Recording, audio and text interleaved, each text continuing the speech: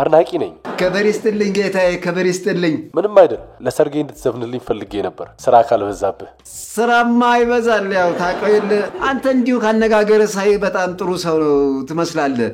ማለቴ ንግግር ጥሩ ሰው ነው ስለዚህ ላንተ ቸገርልሃለሁ ችግር የለም ፈጣሪ ቸገርልህ ተባረክ እና ክፍያ ስንት ይሁን ስንት ልበለው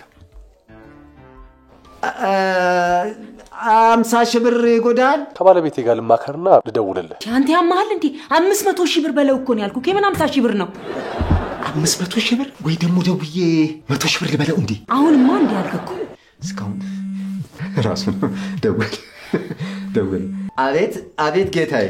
ይቅርታ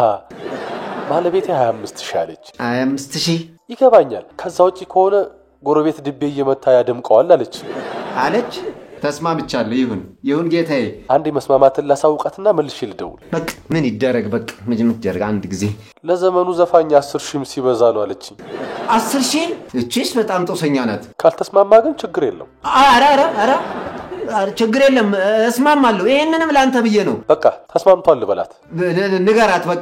በቃ ነገ ሌላ ስራ አልያዝ አይደል ያው አንተኑ ተማምኜ ልቀመጥ የዛሬን በዚህ ልስራውና ነገ ከናቁ ላይ አቅሟል እኮ በደንብ እንሰራለን እኮ ሰው እየበዛ ሲመጣ እኮ ከስተመር እየበዛ ሲመጣ እኮ በደንብ እንደራደራለን